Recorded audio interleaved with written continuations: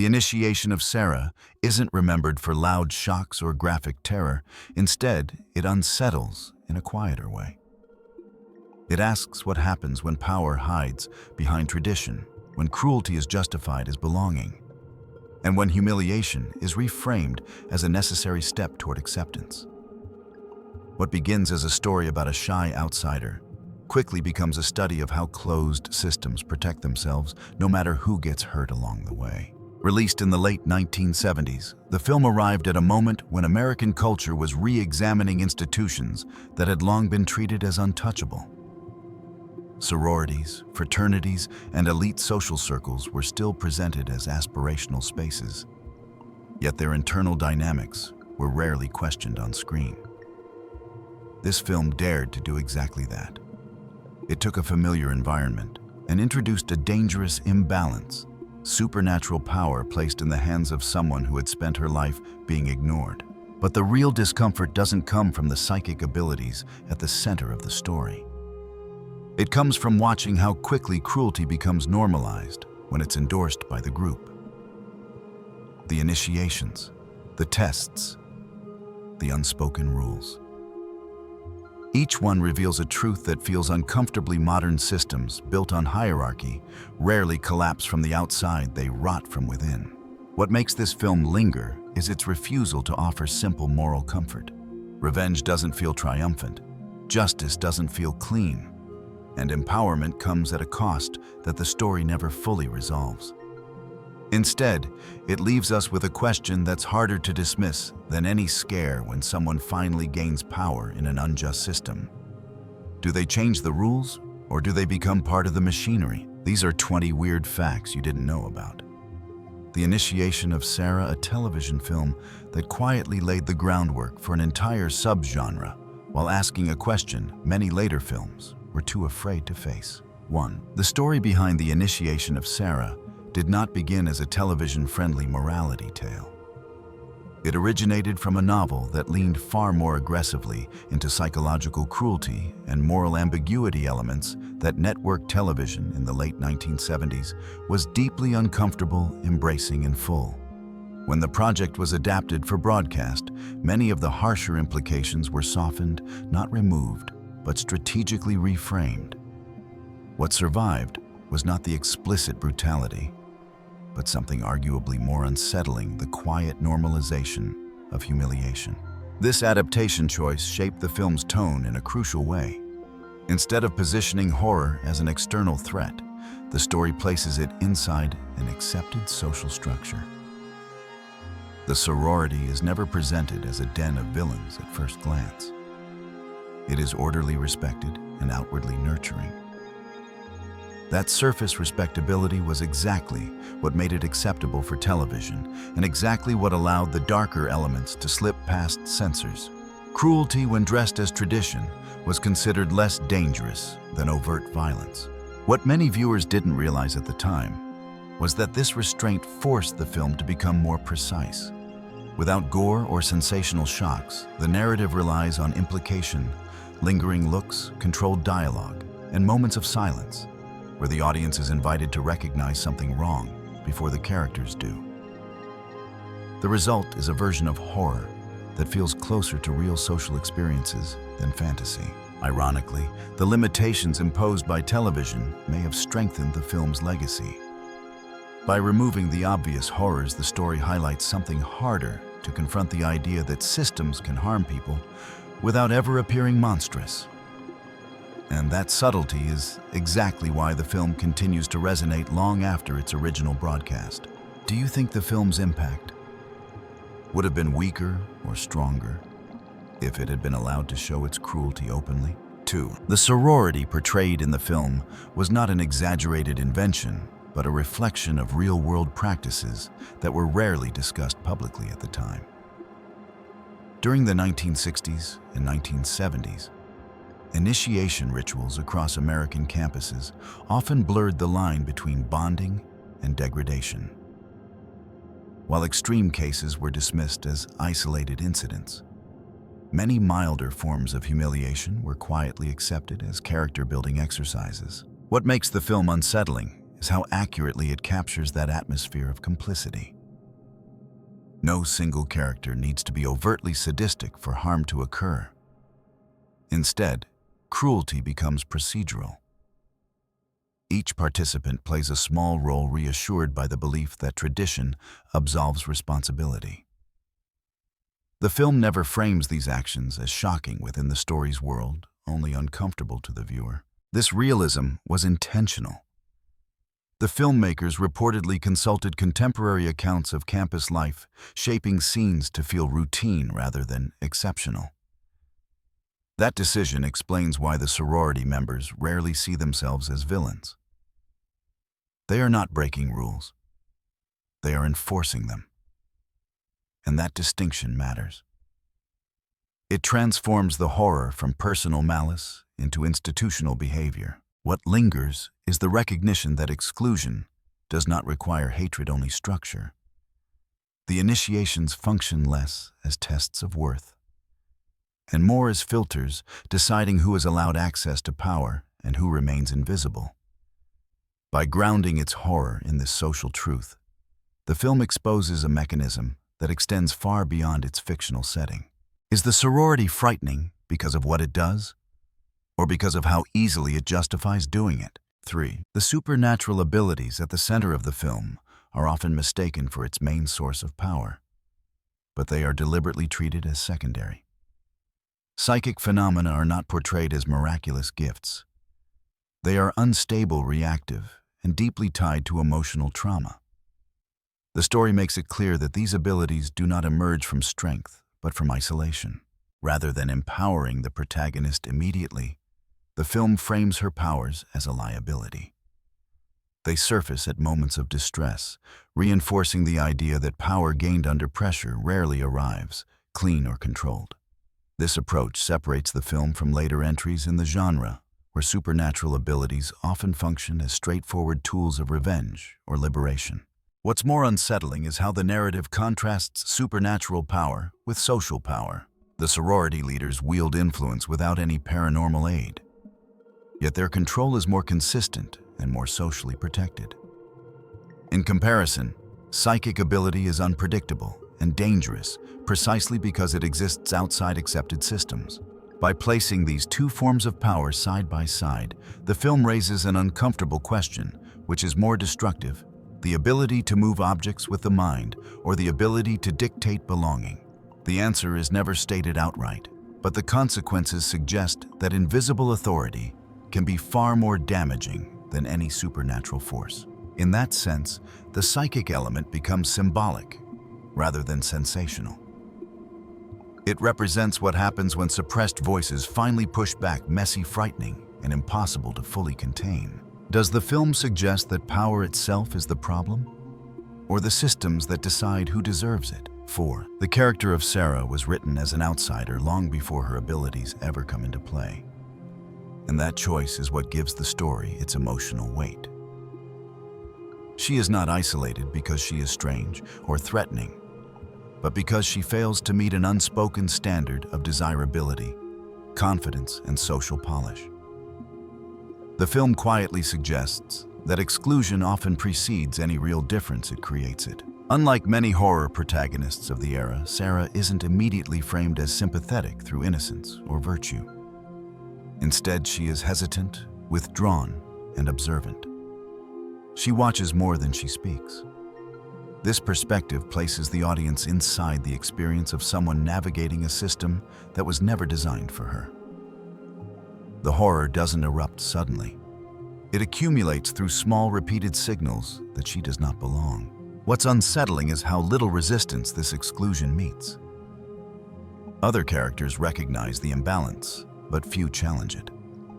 The film presents indifference as a form of complicity, reinforcing the idea that harm often survives not because people agree with it, but because they find it easier to look away. Sarah's eventual transformation, then, is not a sudden turn toward darkness. It is a response to sustained erasure. By grounding her arc in social reality rather than spectacle, the film makes her power feel less like destiny and more like consequence. She becomes dangerous not because she seeks control, but because control was never offered to her in any acceptable form. Is Sarah frightening because of what she can do, or because of what was done to her before she ever fought back? 5. The initiation rituals depicted in the film were controversial not for their intensity, but for how familiar they felt. Rather than relying on extreme humiliation, the film shows acts that are deliberately mundane, commands disguised as jokes, obedience framed as tradition, and discomfort dismissed as weakness. These moments pass quickly on screen, but their cumulative effect is deeply unsettling. What makes these scenes effective is their tone. They are not shot as moments of obvious cruelty. There is laughter, there is encouragement, and there is always the implication that enduring this treatment is a privilege. The film understands that humiliation is most effective when it doesn't look like punishment, when it feels voluntary. This approach mirrors real-world dynamics more closely than exaggerated hazing ever could. By avoiding spectacle, the film exposes a psychological mechanism.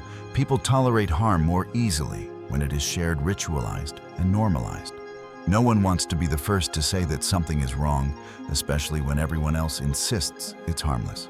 The true violence of these scenes lies in their aftermath. They teach participants to internalize blame, to reinterpret discomfort as personal failure rather than systemic abuse. In doing so, the rituals prepare members not just to endure harm, but to perpetuate it.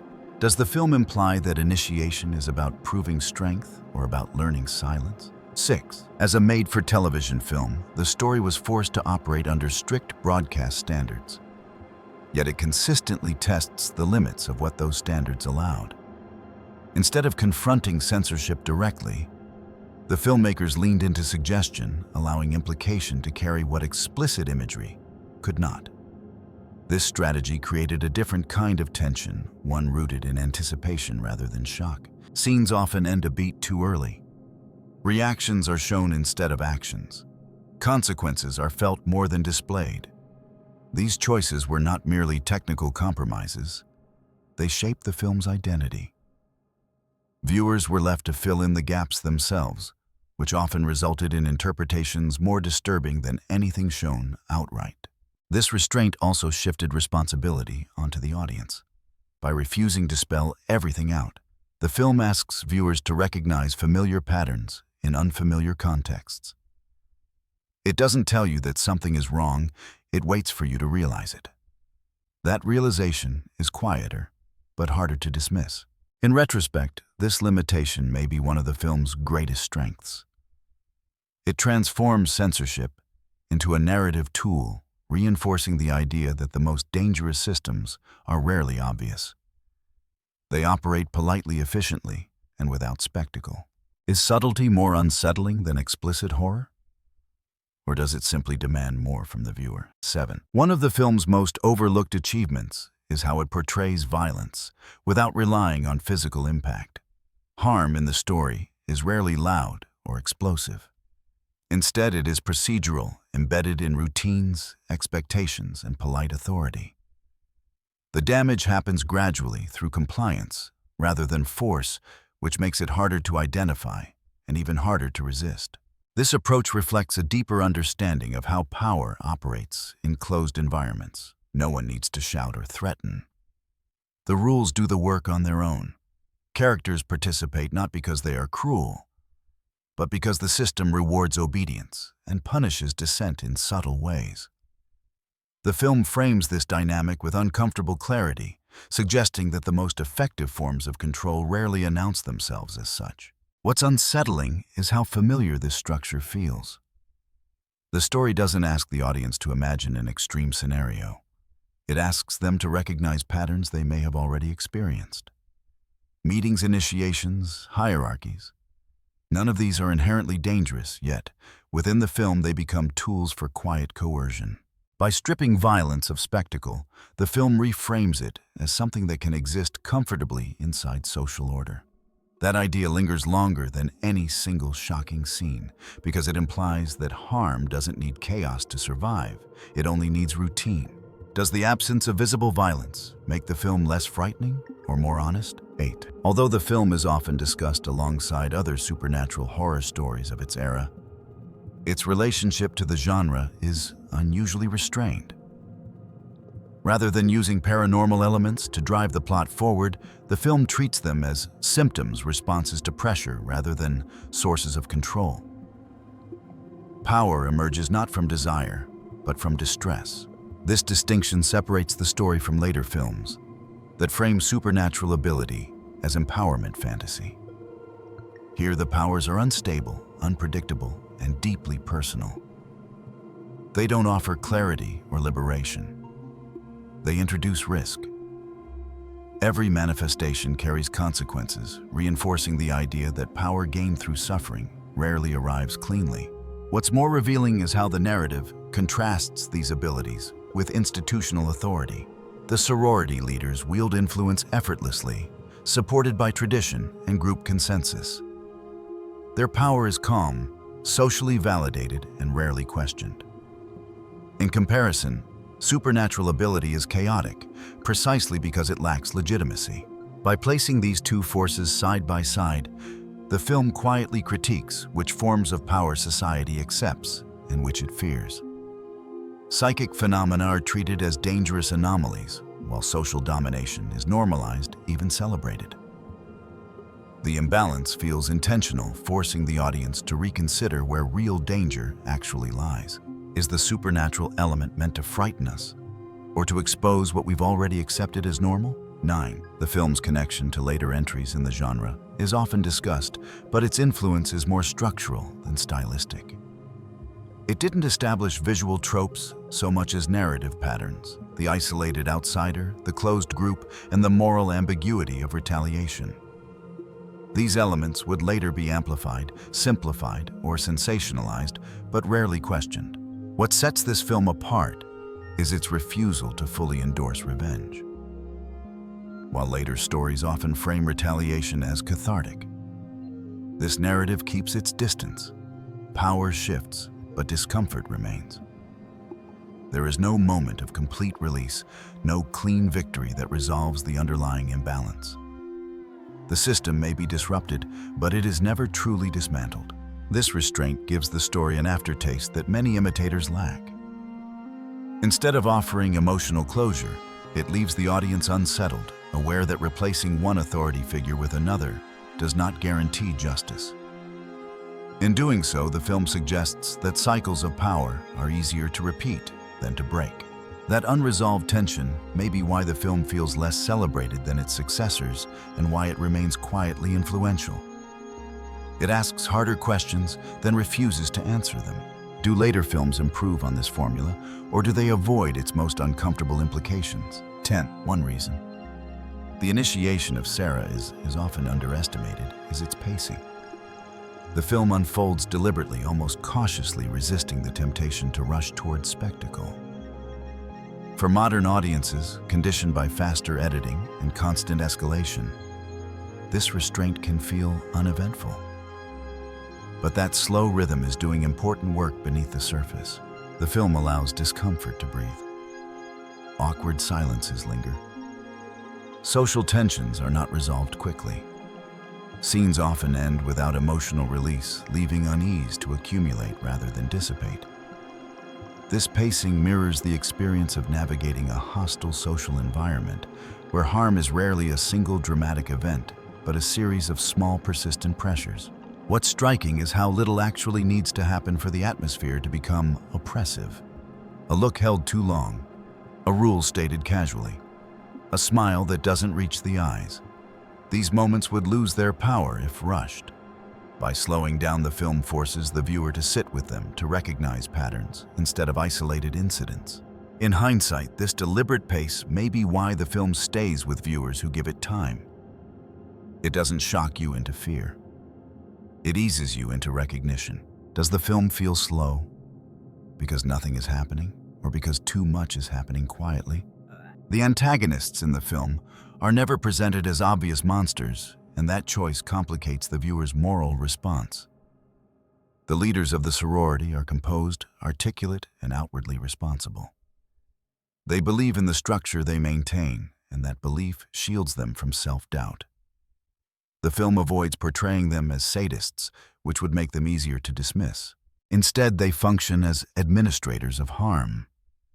Their authority comes not from personal cruelty, but from confidence in the system itself.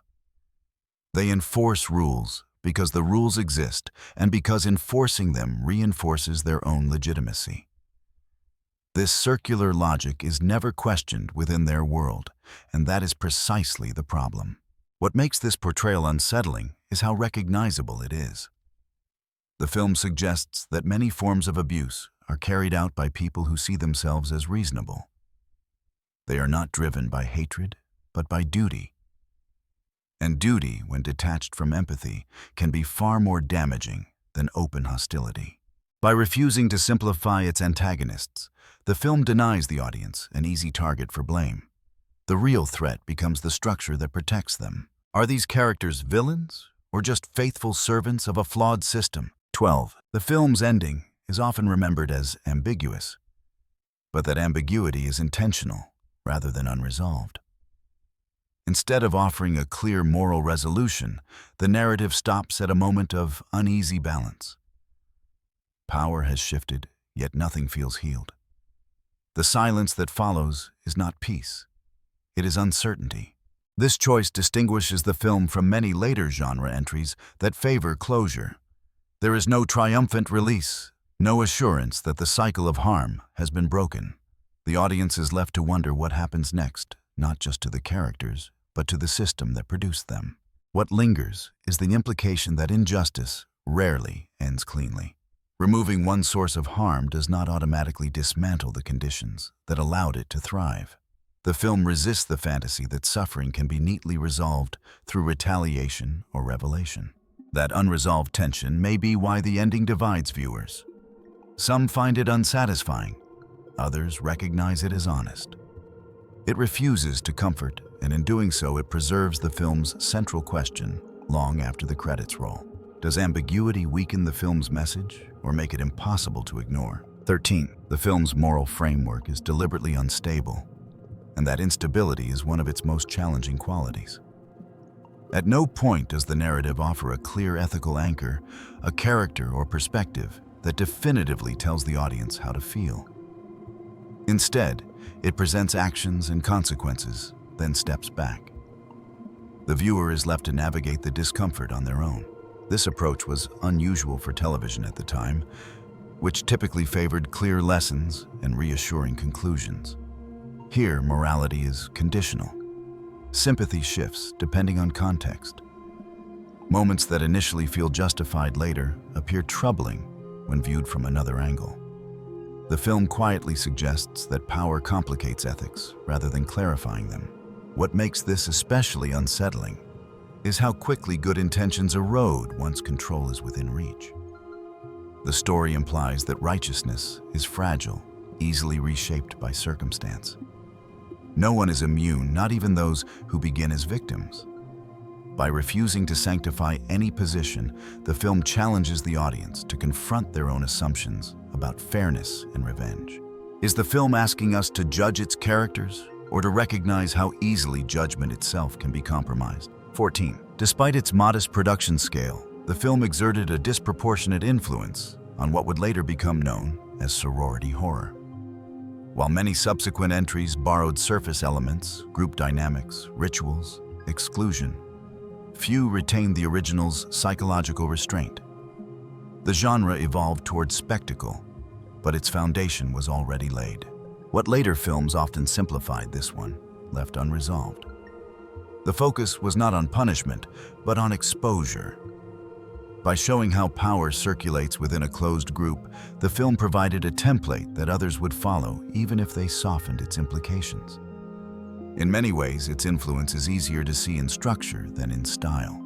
This legacy is rarely acknowledged directly, perhaps because it is uncomfortable. Acknowledging it means recognizing that some of the genre's most familiar tropes originated not in fantasy, but in social critique. The film doesn't just scare, it accuses. Does the genre honor its roots, or dilute them to make the horror more palatable? 15. One reason the film continues to be rediscovered, rather than continuously celebrated, is its resistance to nostalgia.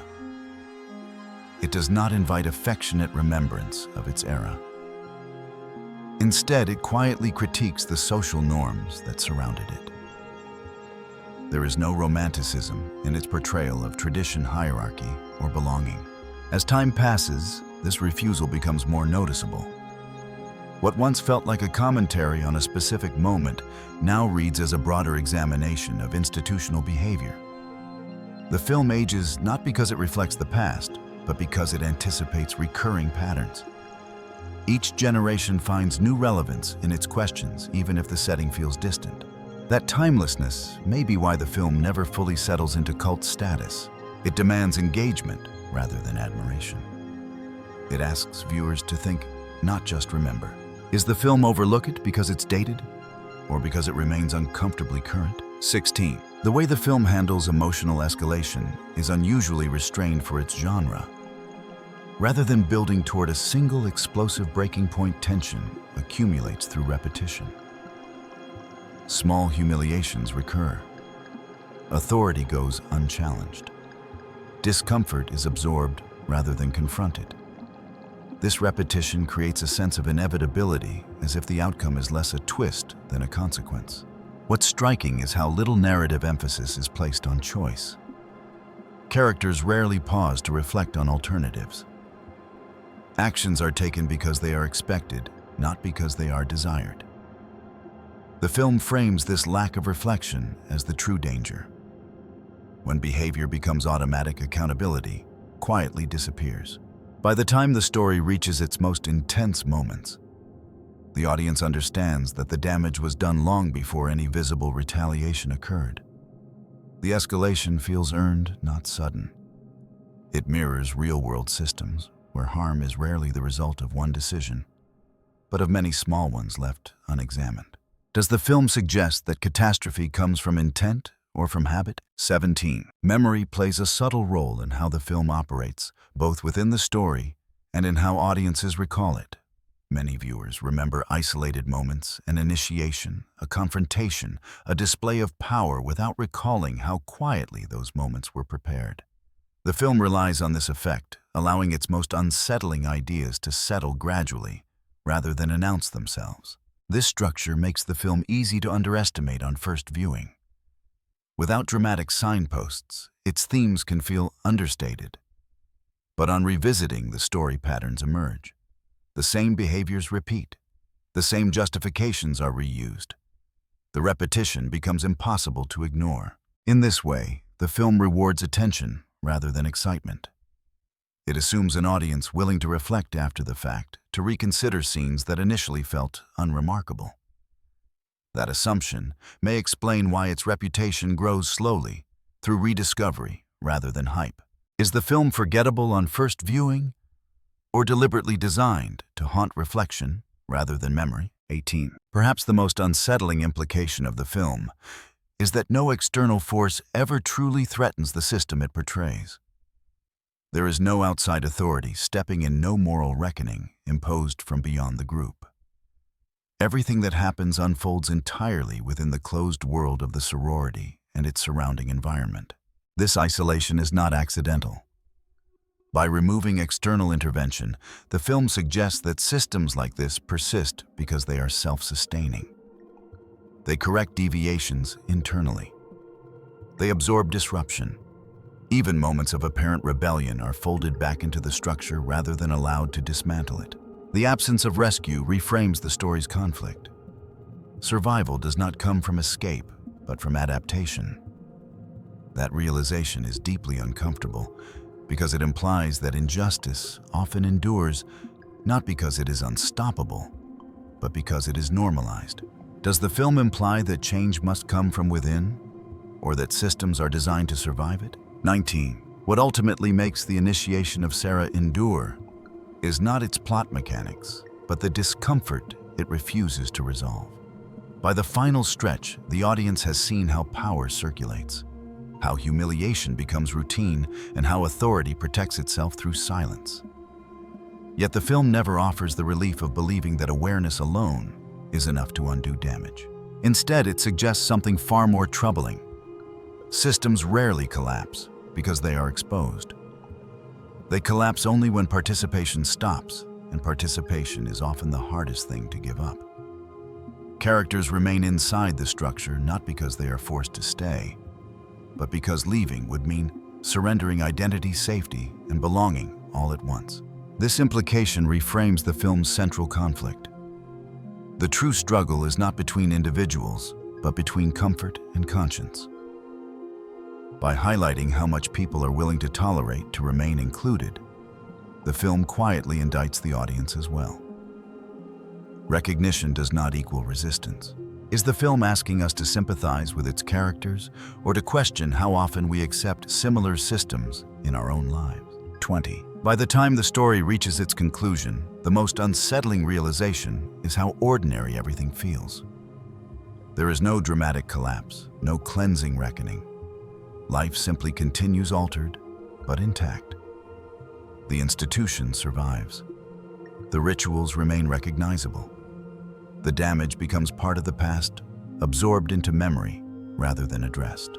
This ending reframes the entire film as a warning, rather than a tale of transformation. It suggests that injustice does not always announce itself with catastrophe. More often, it settles quietly into routine waiting to be repeated. The horror lies not in what happens once, but in what becomes acceptable. In that sense, the film's final message is less about fear than about vigilance. It implies that systems persist because people grow accustomed to them, and that change requires more than power-shifting hands. It requires refusal. Does the film leave us unsettled because it ends without justice, or because it feels honest about how rarely justice arrives? One of the most quietly disturbing aspects of the initiation of Sarah is how carefully it avoids labeling itself as a story about evil. There is no singular moment where the film declares, "This is wrong." Instead, it lets every troubling action exist inside a framework of justification, tradition, discipline, belonging, improvement. That restraint is not accidental. It mirrors how real systems protect themselves, not by denying harm, but by redefining it. What makes this especially unsettling is that the film never fully condemns its world from the outside. It doesn't introduce a moral authority to restore balance.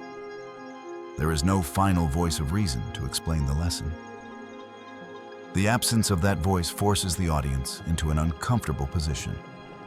Interpretation becomes responsibility. You are asked to decide where the line was crossed and whether it ever truly mattered to those in power. This is why the film lingers longer than many of its successors. It doesn't provide catharsis, it provides recognition. Viewers are left not with fear of what they've seen, but with unease about what they've accepted before noticing it. In that sense, the film's true horror isn't supernatural at all. It's procedural, familiar, and disturbingly easy to overlook. If a system can harm people without ever seeing itself as cruel, does exposure actually change anything? Or does it simply become another part of the ritual? The initiation of Sarah doesn't end with certainty. It leaves behind questions about power, belonging, and the quiet ways harm is normalized when it's wrapped in tradition. Some viewers see the film as a story of empowerment. Others see it as a warning about what happens when authority changes hands without changing the system itself. Which moment in this film made you most uncomfortable, and why? Do you believe Sarah's power represents liberation or simply another form of control shaped by the same rules? Share your thoughts in the comments and let us know which hidden or overlooked film we should dig into next.